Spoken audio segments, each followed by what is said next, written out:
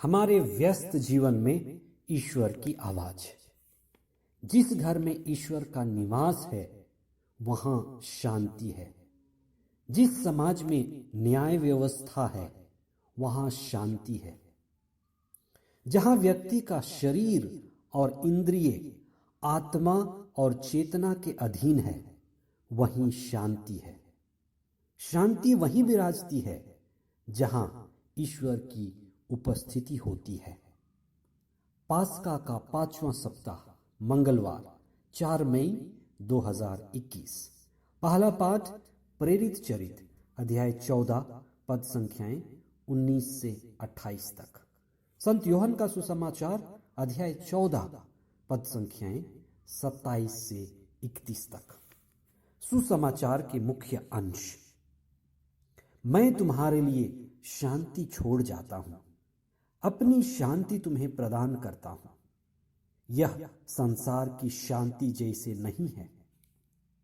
तुम्हारा जी घबराए नहीं, भीरू मत बनो। तुमने मुझको यह कहते सुना, मैं जा रहा हूं और फिर तुम्हारे पास आऊंगा। यदि तुम मुझे प्यार करते तो आनंदित होते कि मैं पिता के पास जा रहा हूं। ईसा ने 3 बार स्पष्ट रूप से अपने शिष्यों को अपने दर्दनाक मृत्यु की भविष्यवाणी की थी। उनके शिष्यों को अब लगने लगा था कि ईसा हमारे गुरु अब हमसे दूर जाने वाले हैं। गुरु के भावी मृत्यु की खबर सुनकर उनके बीच निराशा और उदासी छा गई। वे घबरा गए। उनकी अति व्याकुलता देखकर ईसा ने अपने शिष्यों को बुलाया, उनको संभाला और उनसे यह व्यक्तिगत बात कही, तुम्हें शांति मिले। किसी भी डरे हुए, घबराए हुए, विचलित व्यक्ति को शांति की विशेष जरूरत है। और शांति यानी ईश्वर की उपस्थिति। आज सभी को शांति की जरूरत है, यानी सभी को ईश्वर की उपस्थिति की जरूरत है। ईसा का अपने शिष्यों को शांति देने का अर्थ है उन्हें पवित्र आत्मा की उपस्थिति मिले। ईसा अपने लोगों को पवित्र आत्मा देने का वादा करते हैं और जब जब हम प्रार्थना करते हैं हमें आज भी पवित्र आत्मा मिलता है और उसी के द्वारा हमें शांति मिलती है। पवित्र आत्मा की उपस्थिति ही शांति लाती है। वास्तव में शांति ईश्वर की उपस्थिति का परिणाम है। जहां ईश्वर है वहीं शांति है। शांति का अर्थ होता है सुकून। सुकून यानी रहना, ईश्वर का रहना या ईश्वर का होना, ईश्वर का सानिध्य। इसलिए जहां भी ईश्वर की उपस्थिति रहेगी, जहां भी ईश्वर की उपस्थिति विराजेगी, वहीं शांति होगी। ईश्वर की अनुपस्थिति ही हमारे अशांति का कारण है। संसार हमें सुख, सुविधा, संसाधन, आराम दे सकती है, लेकिन संसार ईश्वर की उपस्थिति, पवित्र आत्मा की संगति, आंतरिक शांति नहीं दे सकती।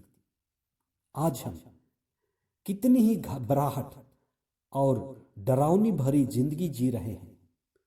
बहुत सारे लोग डरे हैं, घबराए हैं, अनिश्चितता में हैं।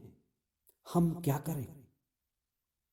व्यक्तिगत और पारिवारिक जिंदगी में कितनी ही अशांति फैली हुई है। आप याद रखें, जहां ईश्वर है, ईश्वर की आत्मा है, पवित्र आत्मा है, वहीं शांति है।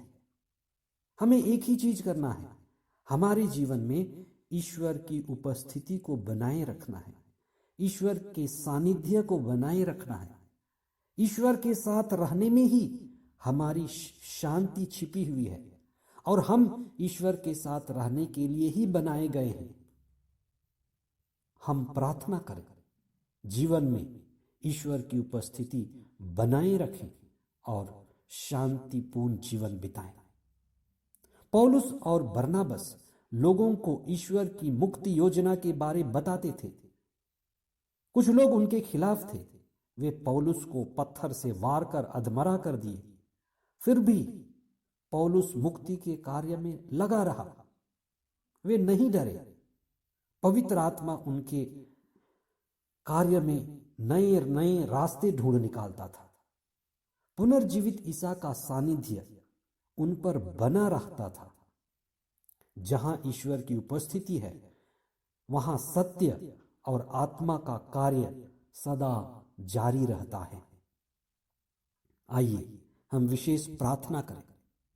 हे पिता ईश्वर, जीवन के इन कठिन दिनों में हमारे साथ रहिए, हमारे लोगों के साथ रहिए, विशेष करके उनके साथ जो डरे हैं, घबराए हैं, अपने लोगों को खो चुके हैं, विचलित हो गए हैं। ये महामारी हमारे जीवन को अनिश्चितता के रास्ते पर ले चली है और असुरक्षा से हम भयभीत और विचलित हो गए हैं। हमारे विश्वास को बढ़ाइए, हमें पवित्र आत्मा प्रदान कीजिए। आपकी उपस्थिति हम पर बनी रहे, आपकी शांति हमारे बीच विराजे और आपकी कृपा सदा हम पर छाई रहे। आमीन।